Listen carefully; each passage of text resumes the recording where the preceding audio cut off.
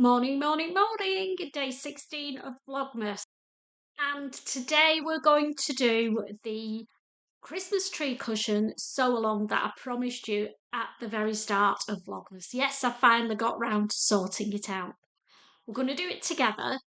It's going to be a sew along, so I'm not going to guarantee it's going to be perfect at the end of it, but hopefully it'll give you some inspiration to make your own Christmas tree cushion.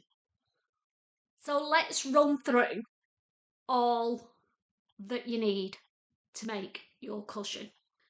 Obviously, you're going to need a cushion pad. So this is an 18-inch, quite firm cushion pad. Then you're going to need your main fabric to cover your cushion. I've gone for the red bumbleberries fabric. So this is the background fabric that you're going to use. So you need one square that is 18 inches by 18 inches. And then because I'm doing the zip in the middle, because I find it easier to get the cushion in and out, you then need two pieces that are 18 inches by 11 inches. Now I know that's going to add up to 22 and the other one's only 18, but we're going to do an overlap where the zip is, and I wanted to make sure it was plenty big enough. So you can cut any little bits of excess off when you've done the zip, if that makes sense. So that's the cushion outer pieces. Now, let's talk about the Christmas tree. It's being made using the Dresden plate template. So, first things first, you need to make your template. I've made this out of card, and the dimensions will be popping up here. But it is. So first of all, get your piece of card, draw a line that's 6 centimetres. So from there to there is 6 centimetres.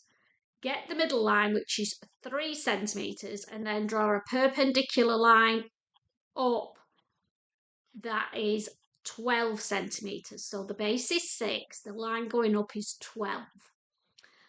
Then the top bit is half the size of the bottom, so it's going to be 3 centimetres. So use your central line and do 1.5 centimetres either side of that line, giving you the 3 centimetres, and then that will be in the middle.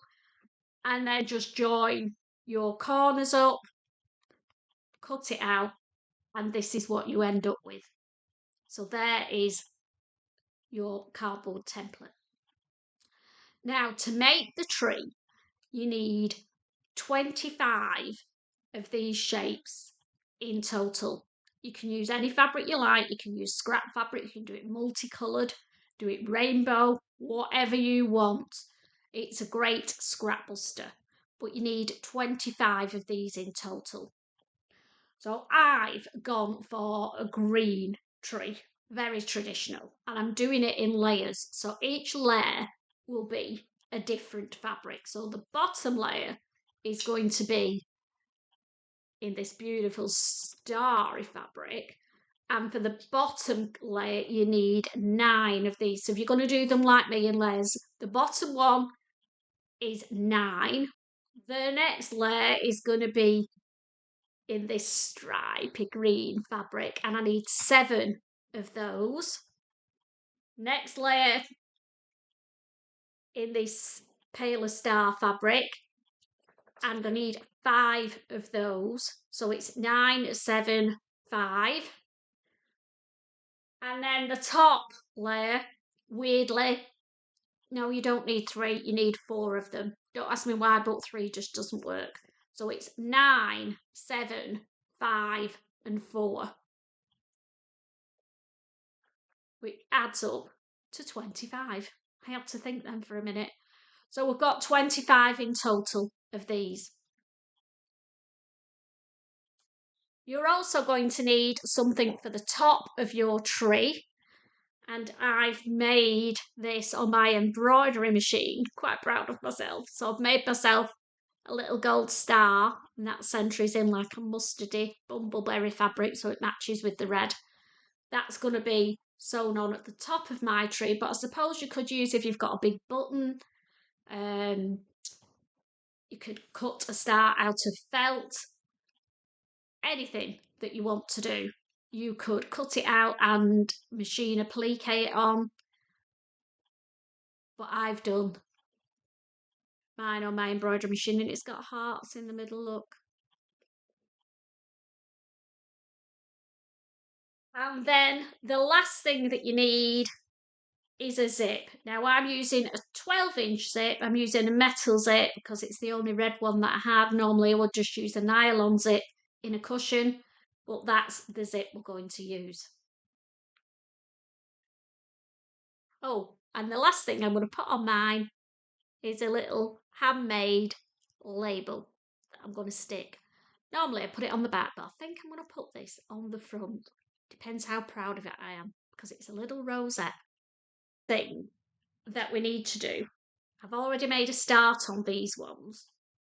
You're going to take each one of these shapes that you've cut out and you're going to fold them in half and sew along where the longest edge is, from edge to edge on all of them, with a narrow seam allowance, 1/4 inch seam allowance on these.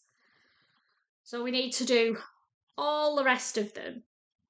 I'm going to sew them in a chain method, which means I don't cut my thread once I've sewn through this one. I just sew off the end, line the next one up and keep going, and then separate them all at the end. It's just a little bit of production line and a little bit quicker. So we'll go over to the sewing machine now and get these babies sewn up. So there we go. It's like a little garland, isn't it? And I've just, as I said, sewn off the end, sewn a few extra stitches, and then started sewing the next one. And that's them all. So we're going to snip those apart. I'll just do one for you. And then fold them to one side. We're not going to snip the end because it'll make, you might end up with a little hole like I've done in the past. So we'll leave the excess on, finger press it to one side and push it through. And that's what you end up with. So you've got your seam in the middle on one side and your nice little point on the other.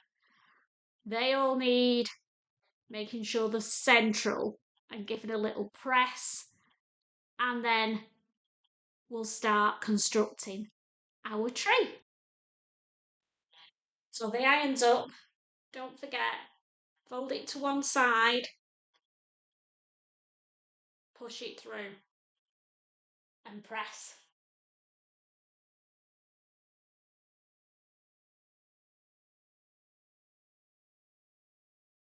One down, 24 to go. So there we go. 25 segments, all sewn with little points on the end, ready to go. Now we need to start joining the individual layers together. So we'll bob back to the sewing machine, but before we do, I'll explain how we're going to do it. So we're going to start with the largest one, and we're going to put two of them together and sew 1/4 inch seam allowance end to end. Keep going and join all 9 of them, and they'll go into a fan shape.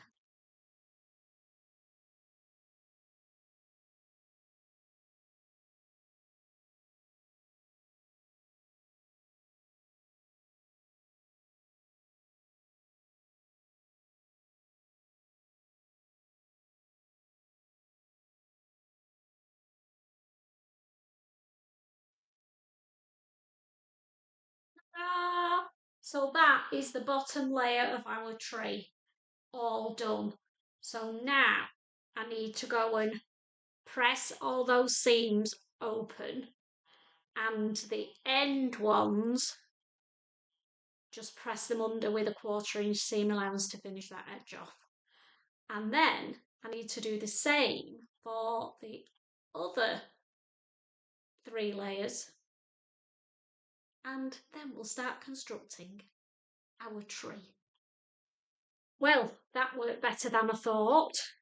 So I've done my machine fancy stitching so it looks like a garland just on the ones where there's a join. I just turn it round, and what that's meant is that in most cases it's sewn the layers together. There's just a little gap there in the middle, but that doesn't matter. It's all staying together, and that's what we need. Now, if you're not confident at doing fancy stitching, or your machine doesn't do fancy stitches and you want to put garlands on your tree, you don't have to, but I think it finishes it off. A couple of other alternatives are to use some fancy braid that you've got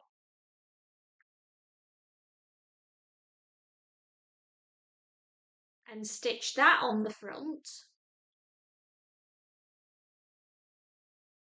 like so, or some sparkly rickrack would look good as well, wouldn't it? So there are other options if you don't want to do your fancy stitching on your machine. But you'll end, whichever way you do it, you're going to end up with your tree shape all ready to go onto your cushion. Here we go, we've got our cushion. I've folded it and pressed the centre line so that I know where the centre of my cushion is going to be, and that's going to help with the positioning of our tree. So you've got 9 in the bottom, so you're going to put a point at the bottom,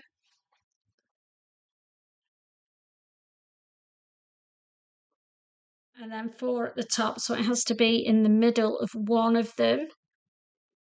Check that you're happy with the position of your tree, and then you can machine it just round the edges if you want.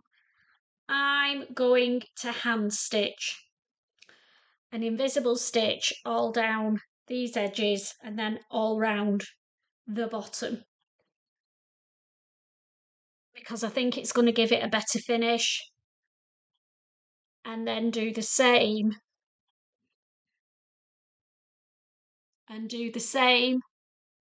with the star on the top, and then we'll be ready to construct and finish our cushion.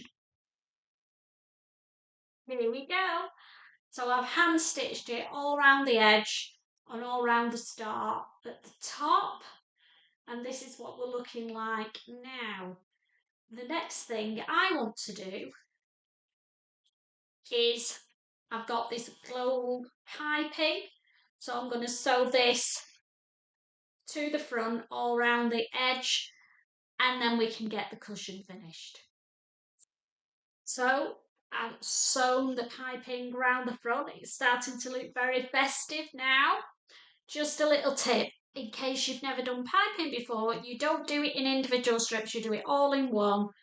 Overlap it and go out to the edge at the bottom, and then just do 3 or 4 little snips when you get to a corner and just bend it round so you have curved corners, not pointy ones, but it's definitely easier to do it all in one go.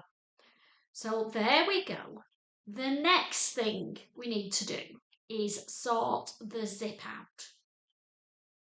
So these are my 2 back pieces. As I said, they are going to be bigger than the front. So we're going to put the centres right sides together.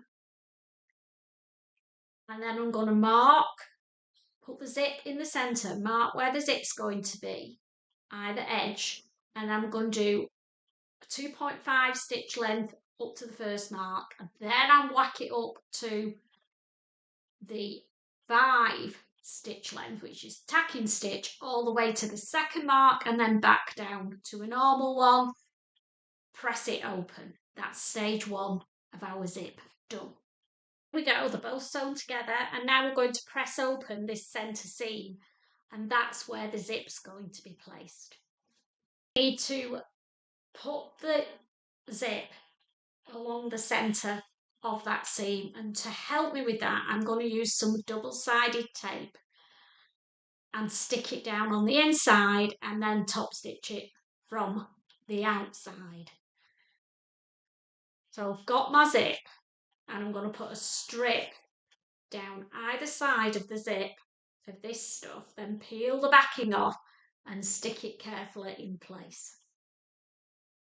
So that's what it looks like. I just need to peel the other side off and carefully stick it where it needs to be sewn.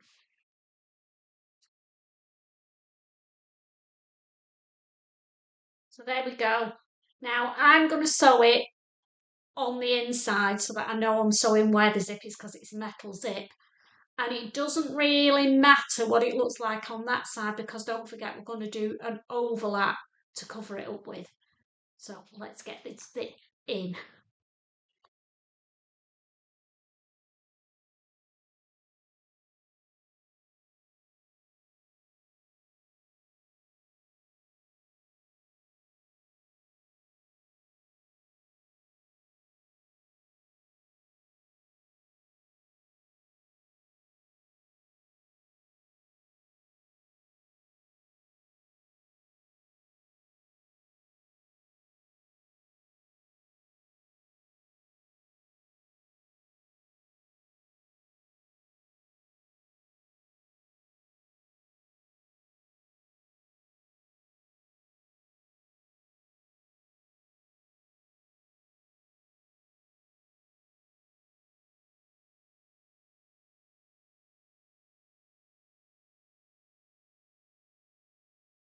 Okay, we're getting there. Not sure if you're going to see this very well, but the zip is all sewn in. I'll show you the other side and then you can see. So I've sewn all around the edges, being careful not to go over the metal teeth, because that's not good for my machine. So now all I need to do on the outside is unpick the tacking stitches down the middle, and then we'll have a working zip and then do the overlap. So let's get that done. There we go. I've got a working zip and I'm actually not going to do the overlap. What do you think? Because I think that looks great. There we go. Now if you wanted to do the overlap, all it is to just press one side of it over like that so that it actually covers the zip before you sew it together, and it just gives it a little bit more of an invisible zip look. So I'm not going to do that with mine. I'm happy with it. So now all I need to do is sew the back to the front and get the cushion in, and we're all done. There we go. I've made my first Christmas tree cushion. I'm so chuffed with it. Beautiful gold piping on it, red bumbleberries, beautiful fabric to do it in as a background. I've done the Dresden plate tee. Oh God. I've created my Dresden plate style tree, made the embroidered star on my embroidery machine, and we've got a really cute zip. It's not in the centre because I was going to fold it over and then I forgot I needed to cut some off. But hey, who's going to see the back of the cushion anyway? The only thing I forgot was to put the label on, which I might sew on when I've got a bit more time. But yeah, what do we think? Let me know if you're going to try one of these before Christmas, or is it on your list to do for next year? So thanks for coming along on my journey with me today. I've just got the Advent to open. This is my give back gift for today to you guys, how to make a Christmas tree cushion. And I think this one has come out super special. Really pleased with it.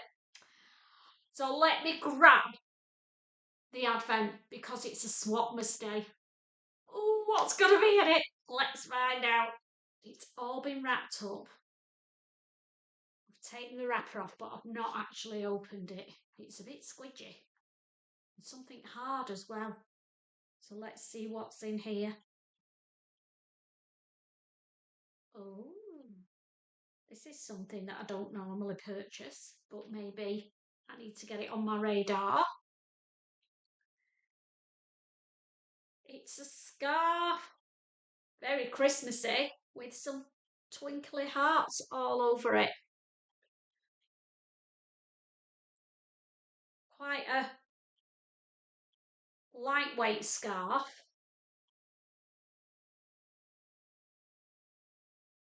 I know I'm not putting it on right, but what do we think? Might brighten me up on Christmas Day, might it? And there's a cute little scarf ring to go with it. Now, I've never used one of these, but I'm guessing if I can get it to work, because there's a lot of this scarf. You get the idea, that's what it's meant to do. I've obviously not got the scarf right, so it's too bulky. But the scarf ring goes through the scarf like that and keeps you all snugly and warm. This might be my scarf for Christmas Day for a bit of sparkle. Okay, so that is day 16 finished. I'm off now for my customary hot chocolate. I might have a latte this afternoon actually, and a mince pie. Ooh, because I've been working hard all morning on my cushion. Can you tell I'm chuffed with it? Let me know. Are you going to make one? What do you think of it? Are you putting it on your list for next year? And if I've not given you enough detail, but you want to make one, pop it in the comments below and I'll reply and help you out. So, happy Vlogmas Day 16. Not long to go now. I will see you all tomorrow. We're going to go out and do a bit of shopping tomorrow, I think. Bit Christmassy. So, see you then. Bye.